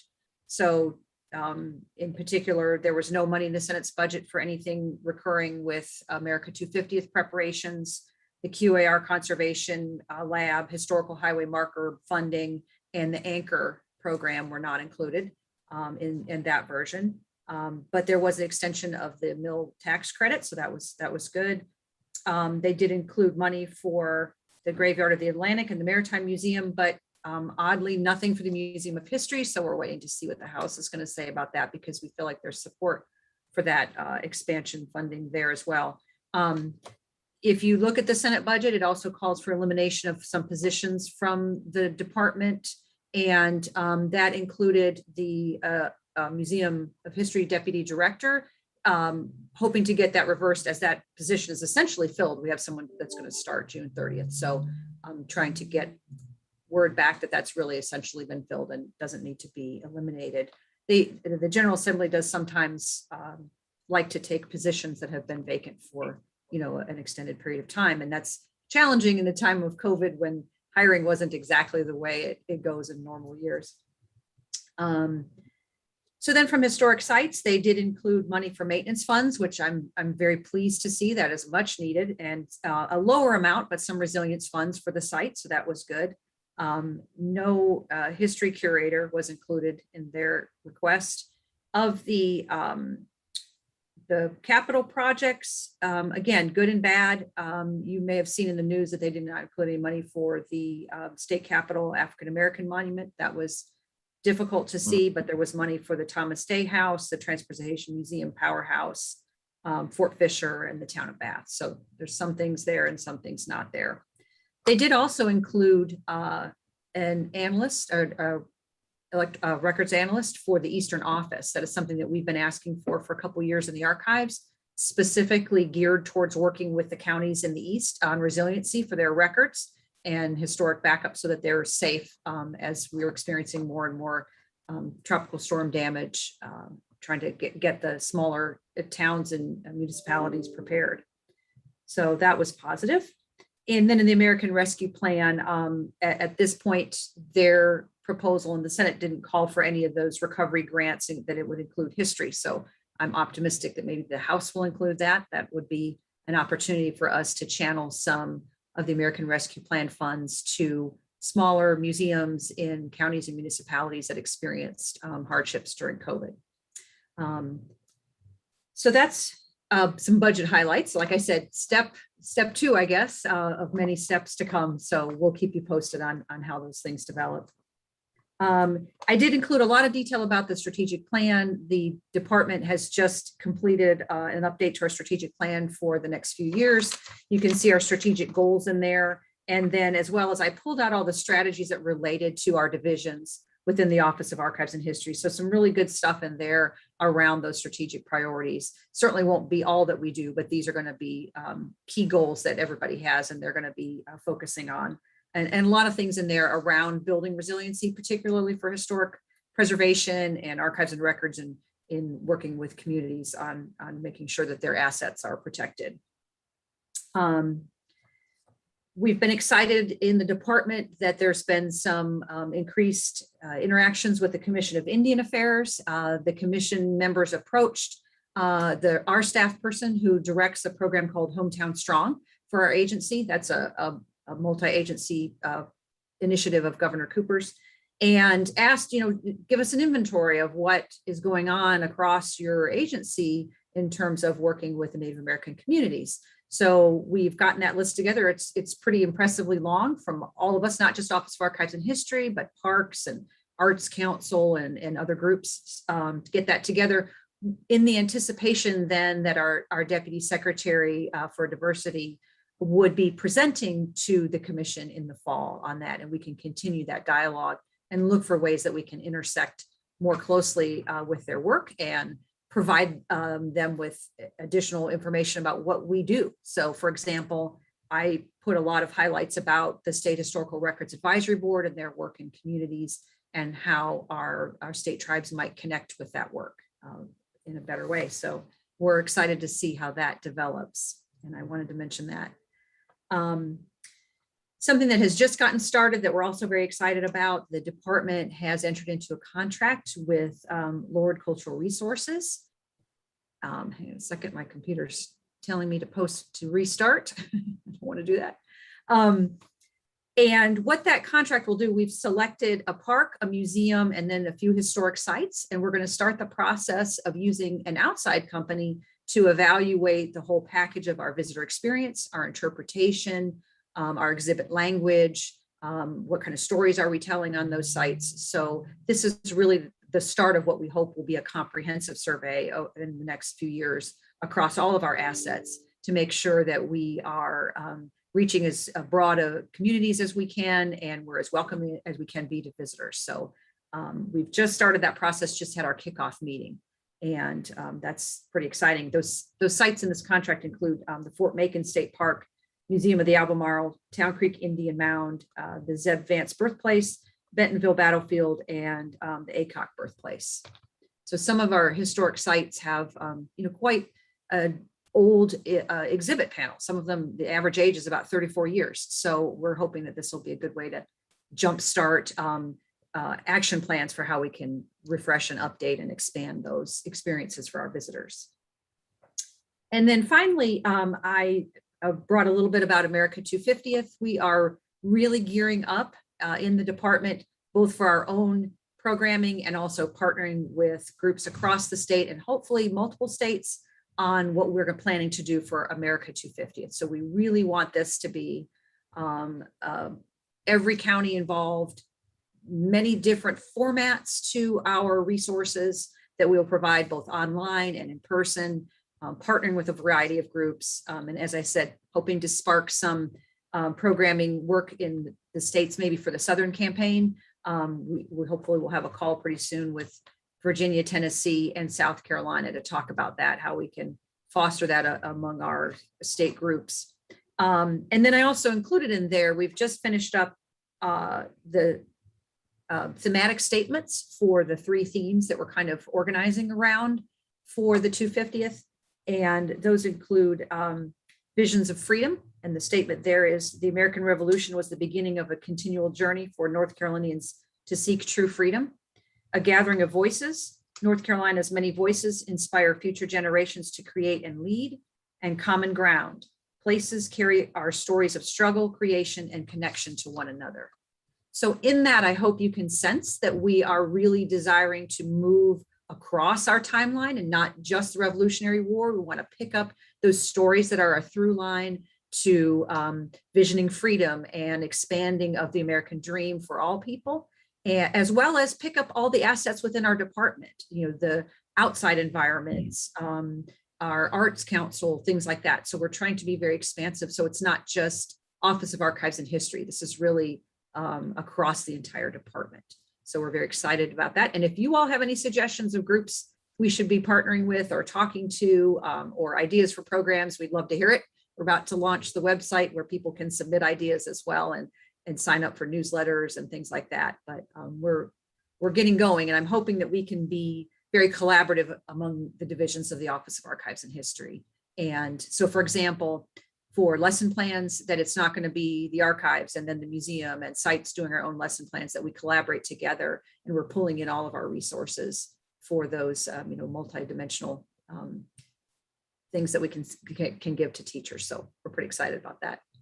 And I'm happy to answer any questions. I didn't want to take up too much time with a lengthy report, but happy to give any more detail. Well, Sarah, I particularly want to speak for this commission to say both in awe and appreciation for, not unlike with Angela Thorpe, and not unlike when we hear the division directors give their reports about all of the work that continues to be done on a daily basis that is just remarkable. And while this commission doesn't exactly oversee that, we know that, but we certainly are in a position to both, again, recognize and appreciate all of this work. So I feel like I speak for the full commission on that. And We have please a relay great- that. Please relay that to the staff. I because will. We have a great team in the department and a lot of great assets. Several years ago, a friend of mine who's the state archivist in Indiana had asked me what the department was doing for the World War I centennial, and I rattled off all the things we were doing, and he said, "Oh, that's right. You have all those things together in your one agency." And I said, "Yes, we do, and it is wonderful." So we try to take advantage of that. Well, great. Presuming no additional questions of Sarah, I would like to move to the last point on the agenda, which is Chairman's announcement. There are really only two. Just notification of the next call to meeting of the Historical Commission, which will be on Wednesday, September the 22nd, again at 2 o'clock. I do believe this has been irrespective of this being, as I said at the beginning, of a routine meeting, this has been very substantive. Sarah, don't hold me to that. Excuse Susan, I meant Susan, because Susan was saying, well, I need to have a hard stop. I think you said that. I said, well, I don't anticipate this being a very long meeting, but it was a little longer than I anticipated, but quite substantive, and I think quite on purpose for exactly what this commission is all about. So I want to thank again each commissioner for the quality of their contributions for this so-called routine agenda today. And speaking of that, is a good segue to just say that we are and remain under and have received another complaint. That's somewhat of a euphemism for being sued for the Zeb Vance Pack Square Monument in Asheville. Not dissimilar to some of the issues associated with the Confederate memorialization in Pasquotank County in Elizabeth City. Obviously, I am apprised almost instantaneously by Karen Blum, the Deputy Attorney General, who is in this role, is our legal advisor. Of course, Phil, as you know, Phil Fagan is the General Counsel to the Commission, but in matters of litigation such around the Confederate memorials and statues, Karen Blum provides that.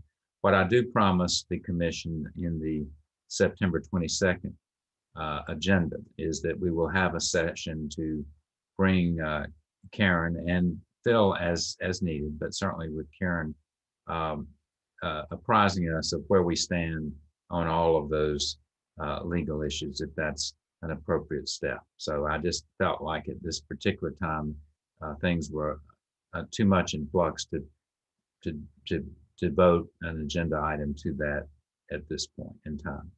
So if I hear no other comments or questions, do I hear a motion for adjournment? So moved, Mr. Chair. Do I hear a second? This is Susan Phillips, a second. So it was it Dr. Waters? Did you move? I'm sorry, who moved? Yes, sir. I thought so. Dr. Waters moved and Susan Phillips seconded. Okay, all in favor of an adjournment? Mr. Dixon? Yes. Dr. Denard? Yes. Dr. Johnson? Yes. Dr. Bryan? Yes. Mr. Reynolds? Yes. Ms. Phillips? Yes. Dr. Waters? Yes. Mayor Clark? Yes. David Ruffin, yes. You all have a wonderful rest of the summer and look forward to seeing you, if not before, in September. Yes, thank you. Thank you. Bye-bye, everybody. Bye. Have a Everyone. good summer. Yeah. Everyone be safe. Yes. Yeah.